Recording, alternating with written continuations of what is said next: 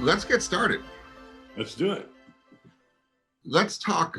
We're glad to have Dad with us today on Well, let me this. start off real quick, Jeff. So we've hired 62 new associates since our last Next Level University. Yep. All right. So that's 62 people that have had the opportunity to watch this daily training wise, but never see the whole program put together at one time. So that's where we're going to head off today. But a lot of this, this COVID virtual hiring, work from home stuff has really, we've lost the touch of a lot of the intimacy, getting to know everybody in person. So we're going to do our best to get that done today. But a lot of the bakings of the company started with the history and Dad. So that's why we asked Dad to come in and do this. So I just want to call it 62 hires since the last Next Level University is pretty strong. That's awesome. All right, Dad, bring us back to scarily flying around in big giant planes if you want to, then bring us up to today. Okay, I could really go nuts with this, but I don't really want to. So I was thinking about it, and we got a bunch of agents with all different backgrounds. Some are financially able right now to support themselves well. Some have never had a job before. Some have to work part-time, have to do all this other stuff. But one thing that I found out, that real estate will give you any sort of life that you want to have, as long as you know what kind of life you want to have. So to make this as quick as possible, I'm the oldest of 11, went to the Air Force and out of high school from 62 to 66, got out of the Air Force and wanted to become a commercial pilot. So drove from my last base down to Miami and started to become a commercial pilot. Got married, had a kid, Craig, and I had to, while I was learning how to be a pilot, I had to make money. So I got a job at Howard Johnson's downtown Miami as a bellman. I was a stock boy in an electric stocking company. I was an aircraft mechanic, customer service at Miami International Airport, taking care of private jets, and became a commercial pilot. Wasn't making much money. I was making like $800 a month as a co-pilot on a C-46 and accumulating hours that I got up to 2,700 hours, but I needed another job. Went to work, got a real estate license, worked for a company called Tarno Realty, a Chicago cop that was a real hard ass.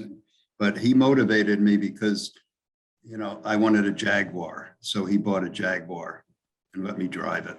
And I wanted a boat. So he bought a boat like I wanted and all that stuff. So he motivated me. I motivated him because he wanted to show what a big shot he was.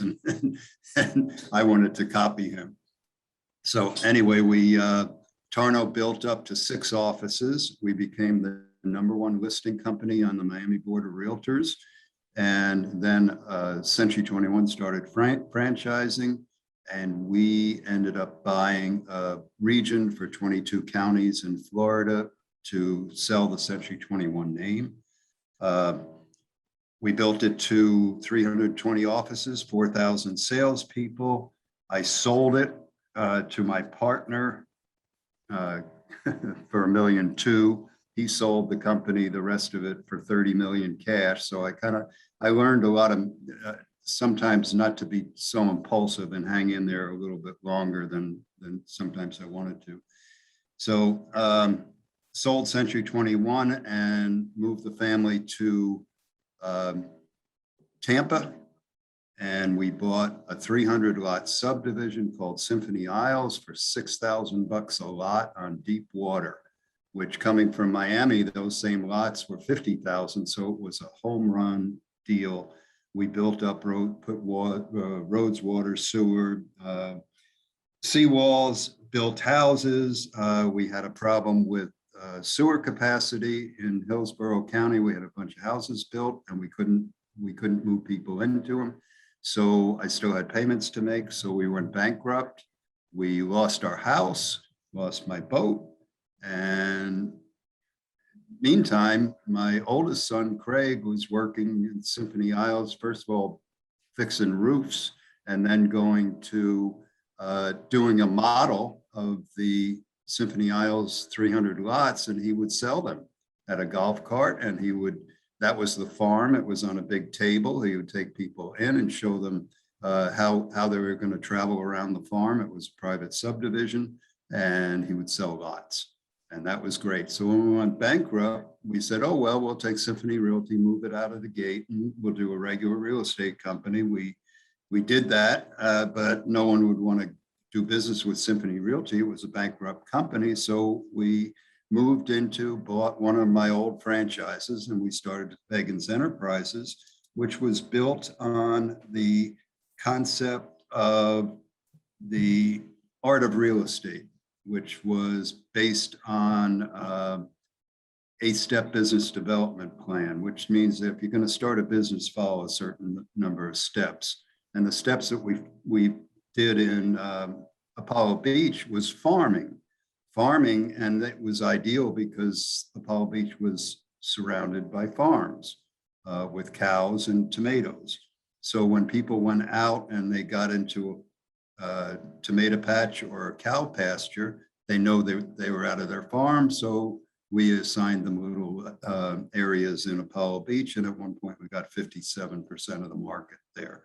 Then we expanded to 14 offices, and Craig has done a wonderful job. And Jeff got out of college and said, I want to come work with you, Dad. And I said, no, you're a smart ass. You have college, I don't. And so you go to work for someone. So we went to work for a Caterpillar dealer for 6 months, and I went on vacation, and he came back and he had moved all his shit into our company and said, I'm coming to work. And that's kind of the story. Now we're fast forwarding.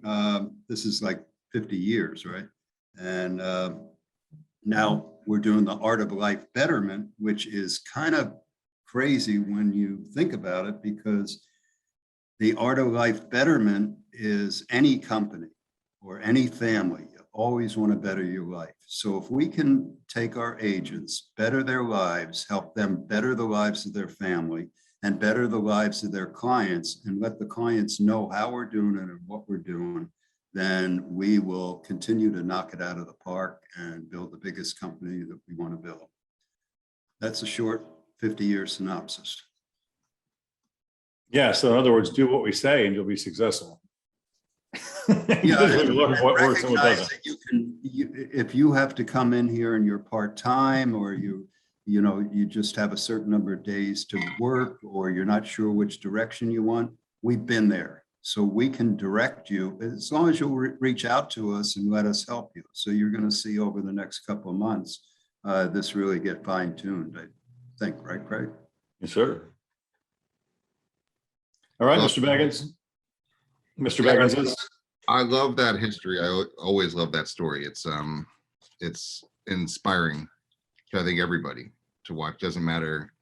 It doesn't matter as long as you have the dream, the catalyst, the drive. You'll make things happen, right? And what we've done is work really hard to make it easy for you to grab on, right, and join us collectively, because you're not in this on your own. This is a team. This is a partnership. This is truly a family. We help you put a big ass smile on your face to get that next level lifestyle. That's why this is called Next Level You, because I don't care if you're crushing out of the park doing 200 deals a year right now. There's a next level you, and that's that life betterment. So that's why this happens every quarter from us to you. And a lot of you don't even work with us, right? With us is just a rising tide raises all boats. And every quarter we just get better and better and better. And that's not always more. That's just better. It's tweaking your life and figure out what it is that's going to make you happy. So Dad, one last thing I'd like you to address is if you read the papers, which I hope you don't, or you flip through your scroll, however you get your news sources, you guys all know if it bleeds, it leads, right? So we're going to have a major media problem coming into this next quarter or so, because people are spreading information that I don't believe is true. And are we going to have a shifting market? Yes, every market's shifting all the time. Is it going to be devastating and terrible? No, but things are cycles. They go up and down, and we're going to spend a lot of the next couple of days making sure you're prepared for whatever happens in this industry. What have you noticed in your 50 years of doing this, from cycles, ups and downs, and takeaways, and what do you see consistently in every time we do have a change? Life goes in cycles. And for my life, the first cycle was a recession in 2004 when people waited online for 4 hours to fill their gas tank. And in Miami, you said, you're never going to have any more tourists and all that other stuff. But then it got better. And then we got into the point with 20% interest rates, and we got into 2008 and all these cycles. And they generally run about every 10 years. Ironically, after the 2012 debacle, in 2020, 2019, Miami was in a bubble. Miami was crashing. But the pandemic came and people didn't really notice it because it crashed from the top. The $20 million condos were not selling. And every other recession went from Miami over to Naples, to Sarasota, to Tampa, and then the rest of the country and the rest of the world and all that stuff. The only difference now is that there's so much uncertainty. It's much worse than any of the others. However, we have printed trillions of dollars to get us through this thing. And in real estate, the one thing I want you to remember that was always prevalent during my career is that when the market hits the top and the bubbles burst, it scares the agents and they get out of the business. They get out much faster than the market goes down. But realize when the market goes down, the customers need us. We're very, very important. And there's a shortage of agents when a recession comes. So you will do much better by hanging in there, but you better know what you're doing going in. And that's what we're for. We're to teach you what to do. We don't know what's going to happen. It may happen. All the predictions I've read over the weekend said the stock market was going to crash today, right? So it's down 500 points today. Big deal. Is it going to crash today? I don't know. But so what? People buy stocks, people buy real estate. Generally, they go one or the other. The point is, don't be scared, because if you're scared, you can find on YouTube another video that says why you shouldn't be scared. So you can take them the way you want, but get into the basics of your business and making your life better. And that's what we're going to help you do. Love it. Perfect summary. So that's kind of what Craig and I were talking about this morning leading up to this. I'm going to pop over and share a screen. So the shift we're seeing is definitely a slowdown, but I think it's important to talk about a slowdown from warp speed to Mach 1. Right? Well, for now, and to Dad's point, we don't know. We're probably going to see a 700-point stock market drop today, which means what? Nothing unless you care, and nothing unless you're selling today. Because, and why? I don't know. You're having a super huge Chinese company collapse at the moment, which everybody's watching and wondering what does that mean for the rest of the planet. And that company has a huge holding in real estate, right? So of course that gives the media companies all kinds of ideas to talk about how everything's dropping. So our job, as Dad says all the time, is to gather and transmit knowledge and to become the trusted advisor. And I'm going to go further with that. We talk about this every Next Level You. If we don't control the narrative, you're going to be in a lot of trouble. Because if you let any news source control the narrative to your farm, your customers, your sphere, your buyers who are in your database right now, you've lost control and you have no value. Okay. So we have to control the narrative. We have to have the knowledge. We have to have that conviction to be able to talk about what's going on. So let's talk about this for just a few minutes here. Is the market cooling off? Depends, right? Is the answer to that one. And why does it depend? Depends on which micro market you're looking at. Which market are you talking about? If you're talking about 4-bedroom houses on the water with a pool, it's not slowing down, but there are none. Right. So if you talk about 3-2s in a subdivision, lots of those coming up. Depends, right? So your answer has to be, which market are you talking about?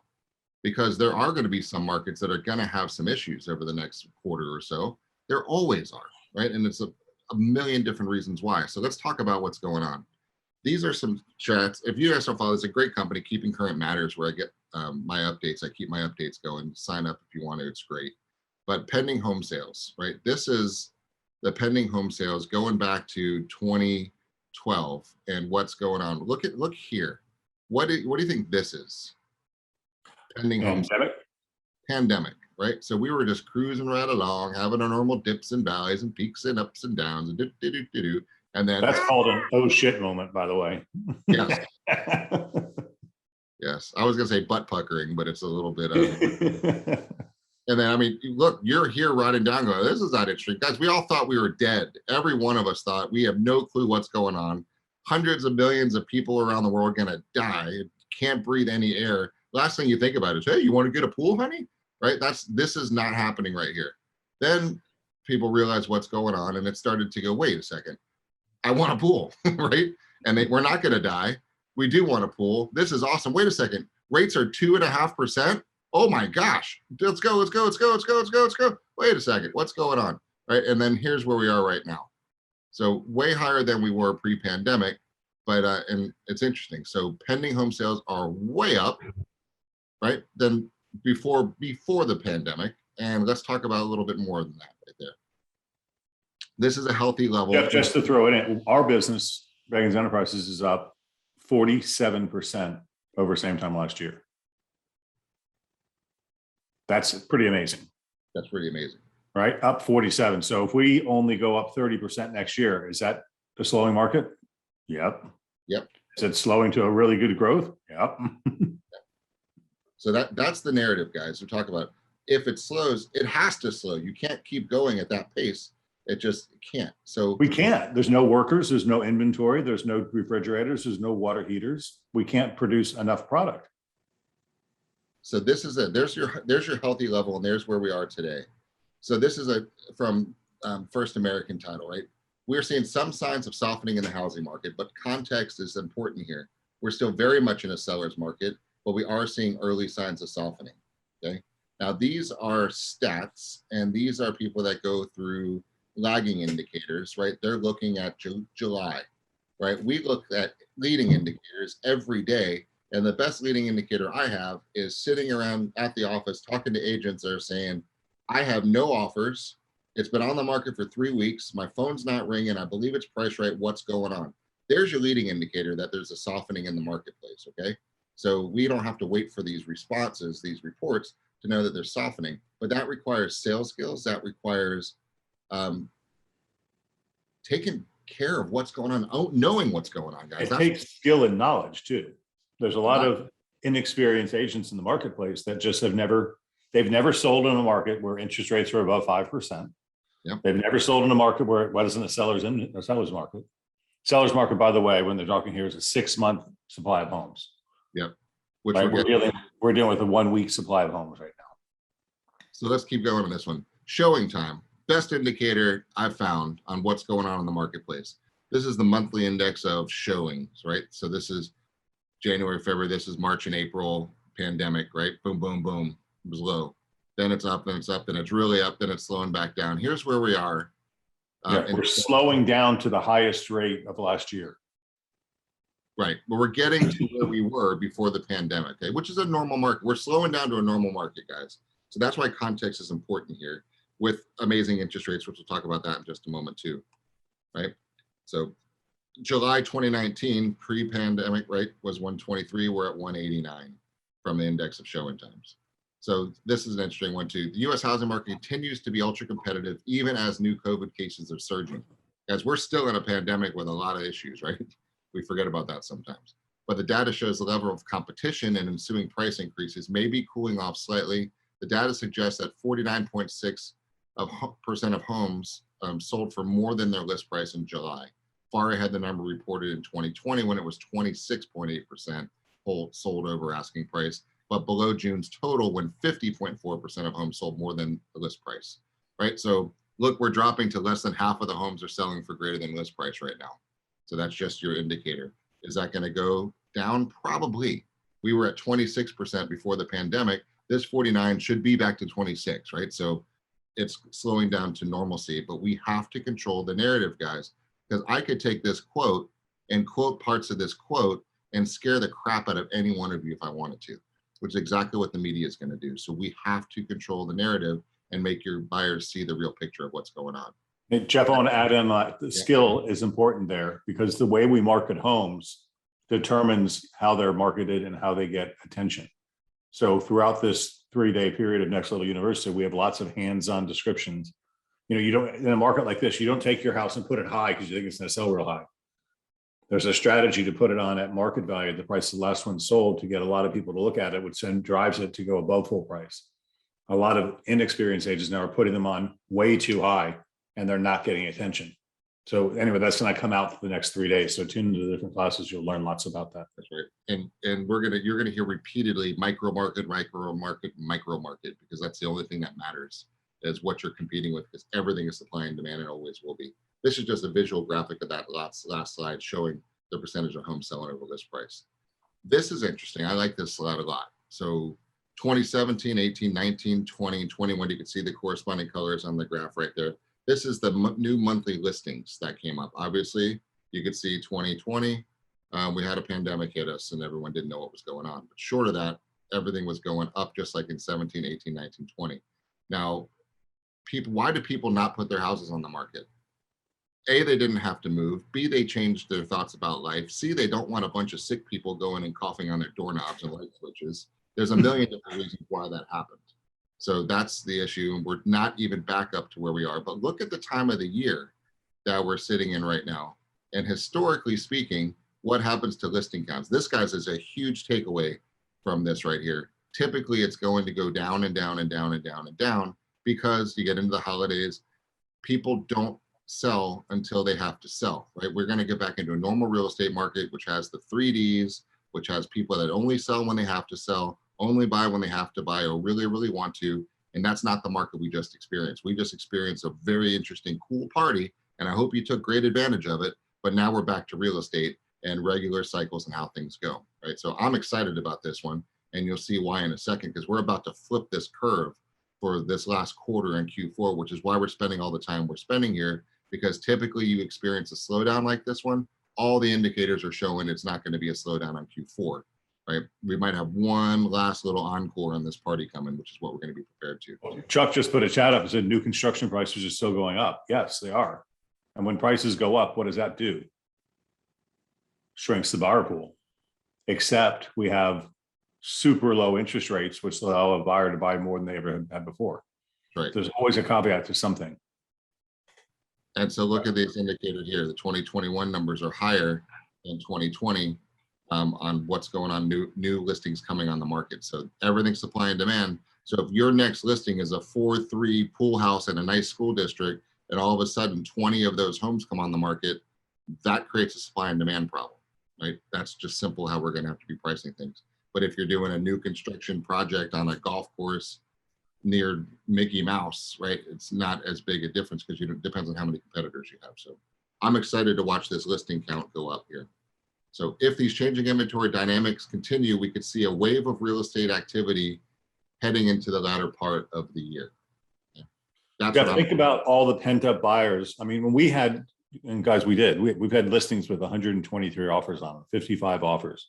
Whenever you have a listing with 55 offers or 25 offers, 24 or 54 people are pissed because they didn't get one, and they gave up. They took their hat out of the ring and said, screw it, I can't compete. So what do we have right now? A whole bunch of pent up demand of buyers that couldn't buy when the frenzy was happening. Because if you didn't have cash and over full price with no appraisal and no inspection, you couldn't buy, which is a stupid way to buy. But now we got a whole bunch of people that wanted to buy that couldn't. And you'll see that in our takeaways at the end of the class today. And there wasn't that much inventory for them to buy. So a lot of people just kind of gave up. And they're like, you know what? I don't really need to buy it. Fine, it is, whatever. I'll just wait. And you guys all FHA, VA, tough. Yes, the regular world, right? So you had one phase that had to buy at any cost. I'm buying. I don't care about price. I don't care about appraisal. I want that house. I need to move my family. I need to get into a new state. I need to buy. That's it. Get out of my way. That party's over. Right now you have the second tier, which is I really want to buy, but I'm pissed because everyone kept beating me out. And I'm just going to out of spite, I'm going to wait. And now they're still ready. They have a loan approval. They're ready to go. Their I's are dotted, T's are crossed, and they're on their search. They're on their Zillow search, and they've got their saved searches up, and they'll pounce when it's right, when it's ready, when they can, but they don't have to, right? And that's going to come in a lot too, is how do we recognize the way that we change, the way we interact with these clients, with these leads that are ready to pounce, but don't have to, right? That's what I think is going to be really interesting as inventory comes up. We're going to see some pouncing. Not the same pouncing we saw last, but it's gonna be a very interesting quarter. I'm very excited about it. So are we heading into more of a normal market? Let's look about this. This is normal. Normal interest rates averaged out are 5.1%. Are we higher or lower than that right now? Lower. Way lower, okay, not normal. Price appreciation goes up 4.1% normal. Are we higher or lower than that? Higher, way higher. Month supply of homes on average is 4 to 6 months. Are we higher or lower than that today? Substantially lower. Which is not normal, okay? We're not in a normal market. 52 days on the market is average. Today, it's actually 17. These numbers didn't pop through for whatever reason, but I have them right here. Selling over list price, only 18% of homes sold over list price. You just saw it was 46% selling over list price, 49% actually, not normal. Offers per listing. Guys, those of you who haven't seen a regular real estate market, normally you get 2 offers the whole time you have your property listed for 4 to 6 months. Okay, that's your typical real estate offerings, and you hope and you just hold on to those guys and you wash their car and you hug them and you're like, buy my listing, right? We haven't had to see that market in a very long time. And how many offers per listing are we getting? Higher or lower than 2.2? Substantially higher. Potentially higher. And sales price to list price is normally less than off 100%. Now it's actually a lot greater. So we are not in a normal marketplace at all. And we need to enjoy this. Now that will normalize, but I don't expect interest rates to go back to 5% for a while. The economy is way too fragile. And we have to take advantage of that and exploit that situation. That just the fact that there's probably a 700-point swing in a stock market today is the reason why we're not going to see 5% interest rates for a long time, because we cannot have that happen to the global economy. So we're going to be artificially propped up to make sure we're doing what we can do. So let's take advantage of that market while we have it here. So there you go. There's your numbers.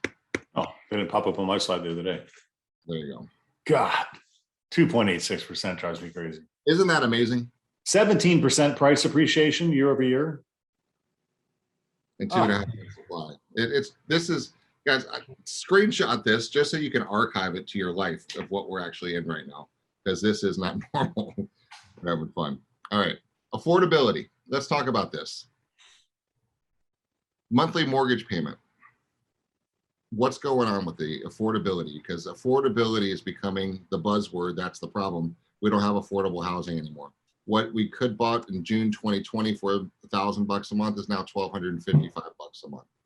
Okay, so the mortgage payments are going up, but affordability continues to decrease at the same time, right? So that's not necessarily great. But let's look here. The percentage of income needed for a mortgage. Okay, historically, 22% of your income is what people are spending on a home. Right now, it's 17% there. Right, and this is as home prices climb, the affordability changes because you're not getting as much home as you could for that same amount.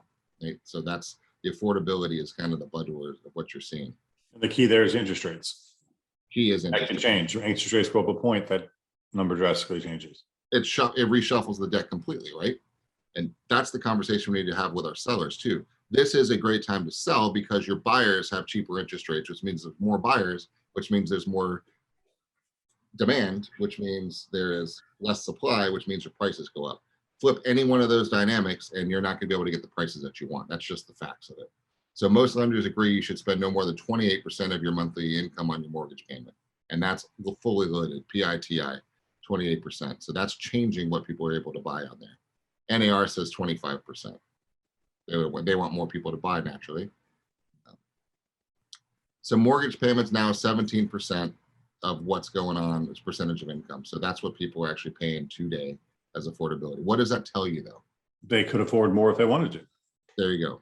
So their debt to income, there's still room. So interest rates have got to stay low for us to.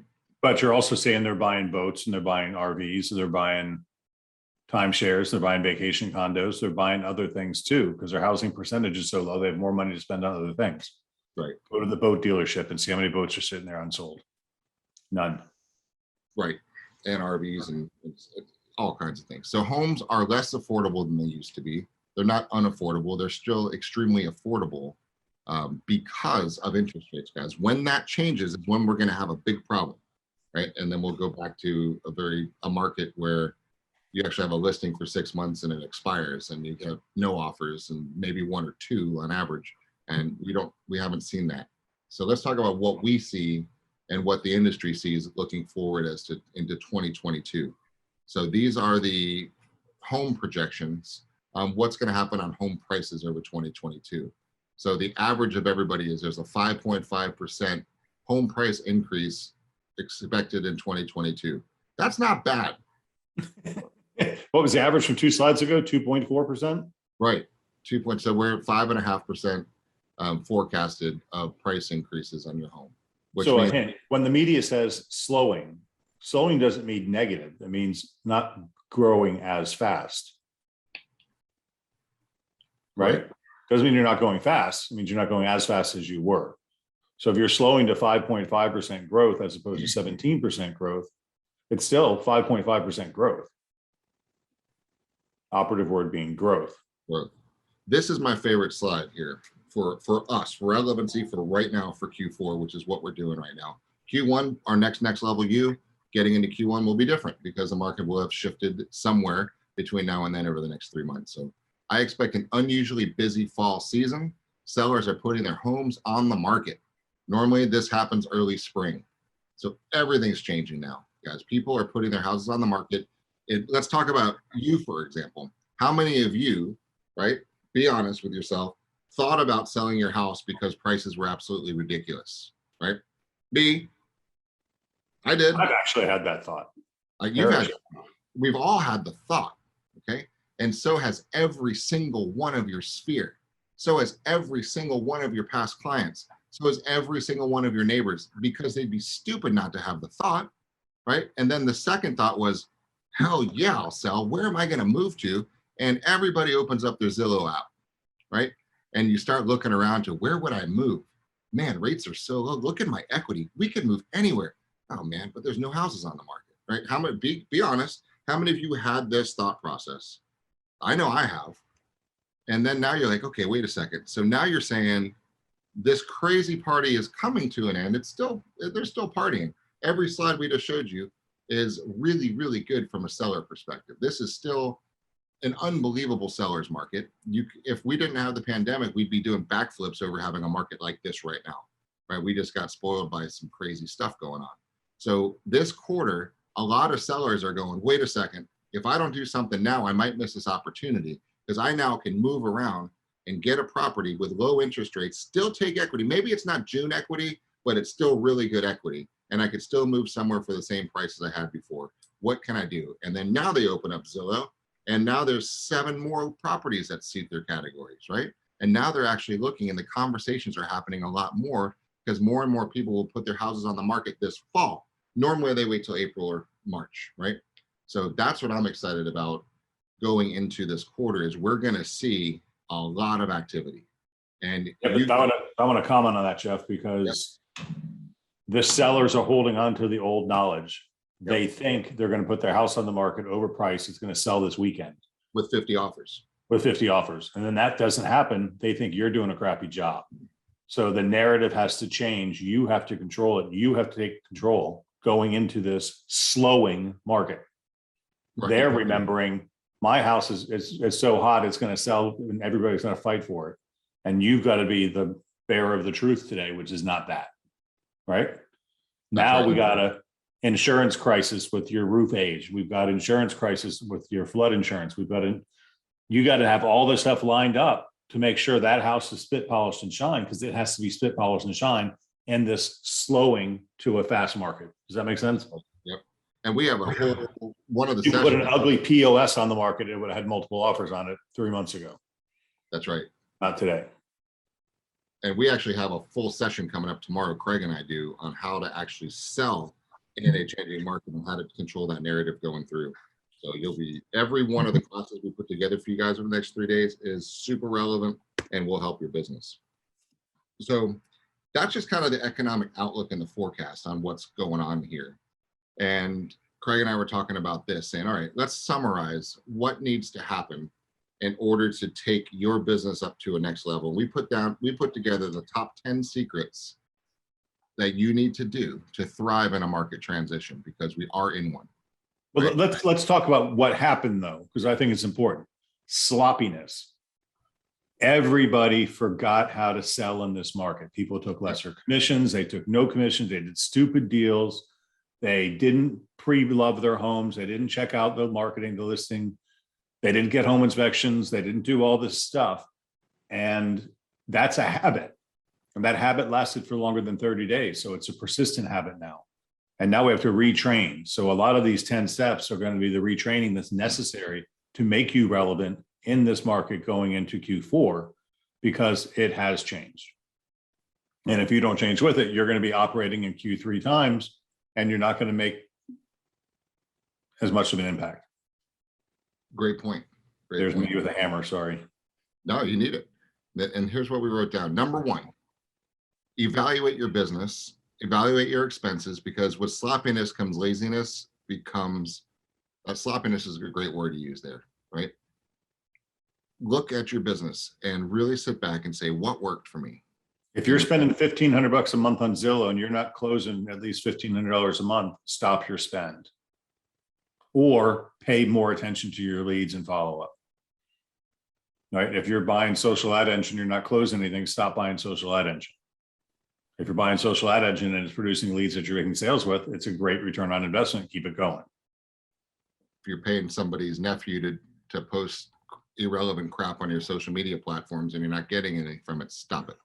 Right? All of these things. You look at your credit card receipts, look at your recurring payments, look at all the little things that you bought that you didn't really pay attention to because you didn't feel $15 a month or $89 a month. Think about it now. And then look at, all right, where are my last transactions? What worked for me? And more importantly, from my perspective, which of those deals did you like? Right? Which of those people did you like? Where did they come from? What were those transactions like? Right? Then let's do more of those. And then at the same time, look at your business and say, which of these transactions didn't I like? Which areas didn't I like? What people didn't I like? What do I want more of? What do I want less of? Right? This is the time to really evaluate your business and think about, what are you good at? And then what do you like? Because you can be good at stuff you don't like, but that's not fun life, right?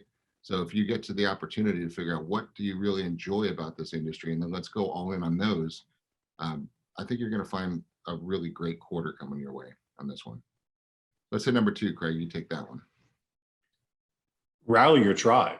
Your past clients and your sphere is what's going to keep you going in this market, right? But you have to have the meaningful conversation. Stay top of mind personally and professionally. And remember, each customer is worth $130,000 over the life of your relationship with them. But to a point now, I think we have to be cognizant and remember that when there's 25 offers on a house, 24 people didn't get it. There's a whole bunch of people that you know that have been in that position that gave up. And now you can be the bright star and let them know, hey guys, interest rates have actually ticked down. Prices are not growing as fast. You can get more house now for less money, and there's actually things to choose from. And I'm going to tell you again, tune into our meetings. There's a lot of good content that we're sharing with industry experts. D.R. Horton is starting 400 homes a month in our market. All right, that's just one home builder. But there's a whole bunch of really good stuff that we're going to give you the content to stay top of mind to rally your tribe. So you need to become the voice, because what they're hearing in the media is not the message you want them to hear. Absolutely.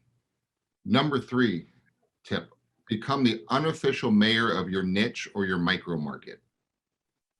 That's a lot. Let's think about this for a second. I want you to become the unofficial mayor of your niche or your micro market. What does that actually mean? Means if you work the Shady Palm subdivision, you need to be the voice of that subdivision, period. You've got to be the one who takes care of things, that comments on things. You want to post, you want to comment, you want to provide real value. You better be in those groups right? If not, start one. You better be doing a neighborhood newsletter if that's your thing. If your niche, micro niche is commercial, let's niche down to its apartments, right? If it's apartments, then be the apartment thought leader. If your niche is new construction in a certain town, then be the unequivocal mayor, #1 most knowledgeable person on the planet on that niche, right? If you're a first-time home buyer military specialist, then own it and be everywhere and be the person bringing value to those people. Just those people. Don't listen. The point of this one is forget about the rest of the world except for your niche and your micro market, right? And then once you identify what that is, own it. And just, you're going to become top of mind. You're going to be the referral source. You're going to be the thought leader. You're going to be the one that is thought of as the one who that cares about them the most. Right. So that's the number Can't 3. remember who I was talking to last week, but there was a newer agent who was getting really a lot of nice listings. And I said, how did you get that? And they said, oh, I'm buddies with the HOA president. That's the type of relationship we're talking about. The HOA president know who's not paying their dues, who's behind, who's this, that, and another. They whisper in their ear and say, talk to my realtor friend. Those are the functions, the relationships we want you to focus on going into Q4. Right.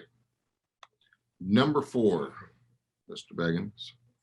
Get clear on what you really want, right? We're talking right about the art of real estate. I think Chris and Thomas are doing right after this class. Don't chase what others think you want. Get clear on what you really want and how much income that requires to purchase assets that fund that income level. Now, that's a big paradigm shift. We all think we want to make money. We really want to make money that goes to work for us, right? Because if you make $5,000 a month, you're going to spend $5,000 a month, right? But what if you made $5,000? I never forget, Robert Kiyosaki wrote a book and he told his wife he wanted a Ferrari. And she says, fine, what are you going to go buy to pay for it? Because he said, I'll go buy an apartment house that'll make me $2,500 a month. That'll pay for my car payment, right? It's a whole mindset shift, right? So get clear on what it is that you want. And that's hard, especially if you're not used to thinking like I just mentioned those thoughts. I need $5,000 a month to live. Okay, well, that's fine, but you gotta pay taxes. And then you're not putting anything away. Are you funding a 401k? Are you funding an IRA? Get big and think on things like that because there's incentives out there for you to do it. Right? You got to think about all that type of stuff. And then on top of that, what's your growth strategy to produce something so you don't have to do this every day for the rest of your life? That's the depth of thought we want you to get into in the art of real estate form.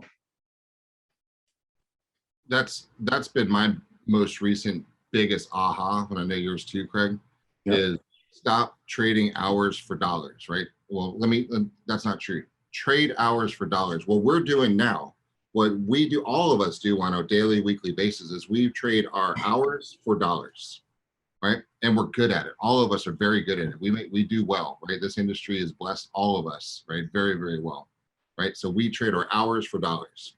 So most people will just take those dollars and save them or buy stuff with them or do something with them, which is the worst thing in the planet you can ever do with it.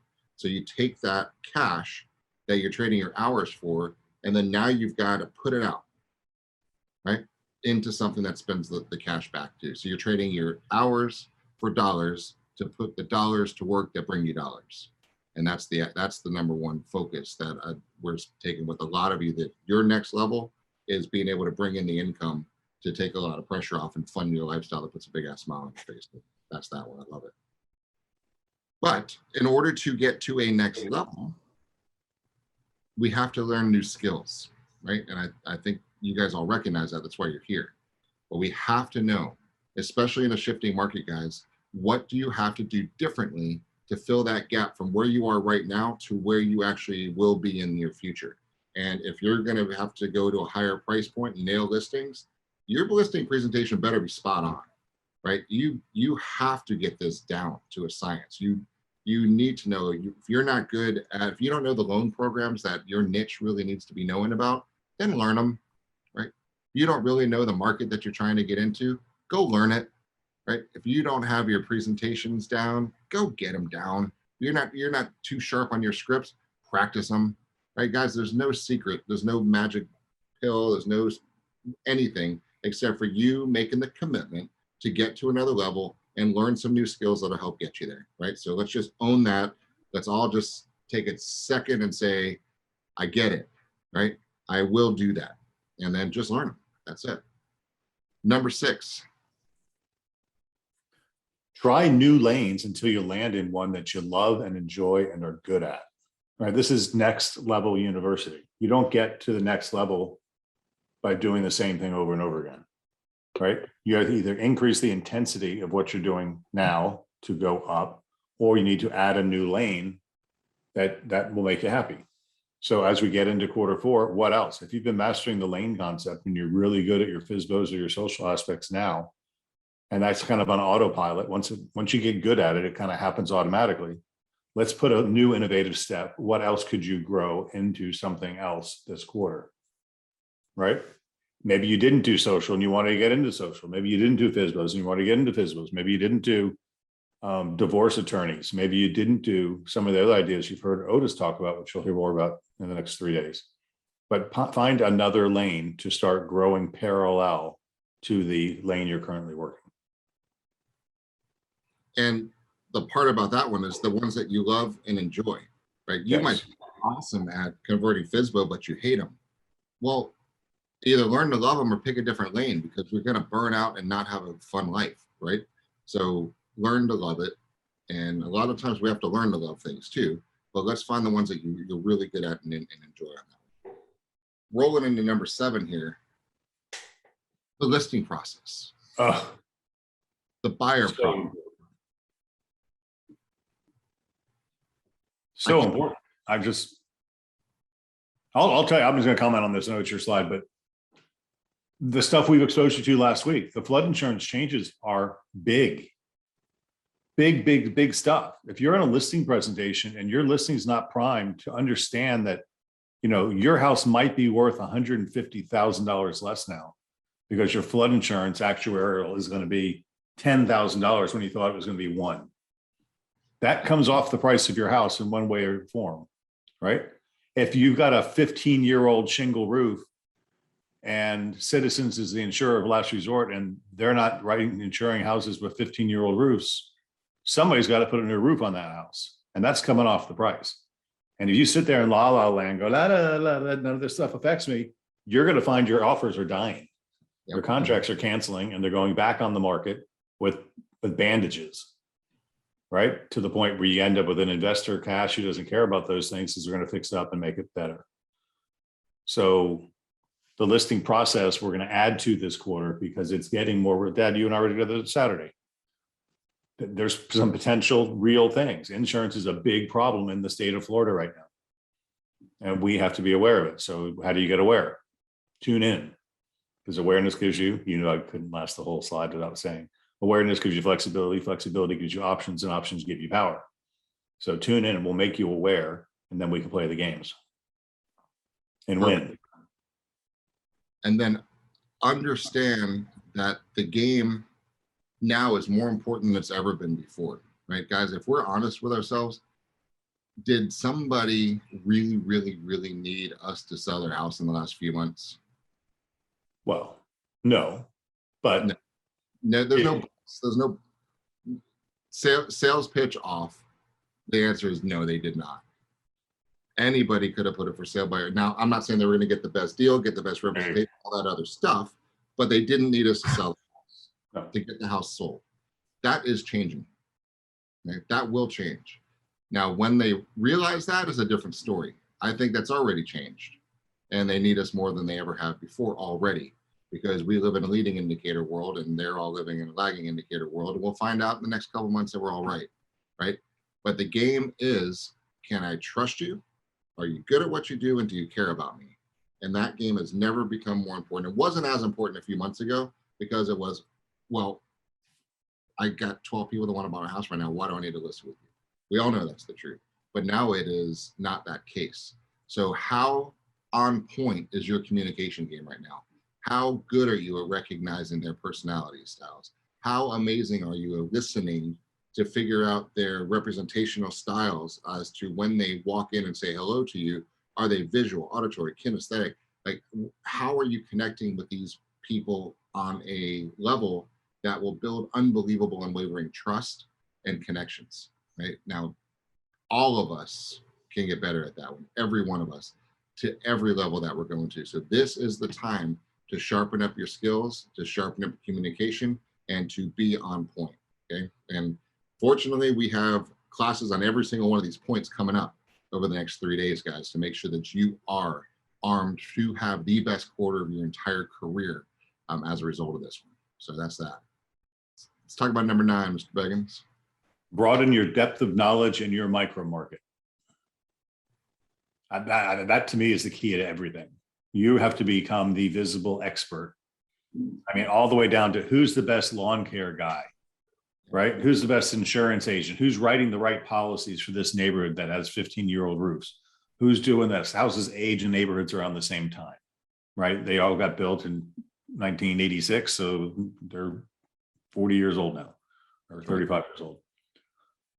So what about, let me give another example of this one. I was talking to an agent working over on one of the beach areas, wants to focus on waterfront. I said, okay, who is the best seawall cap guy? Yep. And who is the best guy to drive pilings? Who is the best guy that wraps pilings? Who drives which type of seawalls down? What is the material made out of, and how far do they drive them deep? Right? Where's the no wake zone? Where's not the no wake zone? What's the depth behind that canal? How big a boat can you have at that dock? How wide is that canal? What's the percentage of width of the canal that you can put a boat that legally fits according to Coast Guard regulations, right? Where is the sun rising and setting? Where do the winds come out of, right? All of this is the micro market knowledge of you being an expert. If you're going to be a waterfront person, you better know all of those answers. Got it? Same thing. If you're going to learn apartments, you better have the same list of that list done. And if you got to just check that list off and just keep going and get better and better and better in that micro market. Yep. Could not be more important. This is probably the most important one, which lets us wrap up, and then we'll have some closing thoughts with Dad too here. You hit that one.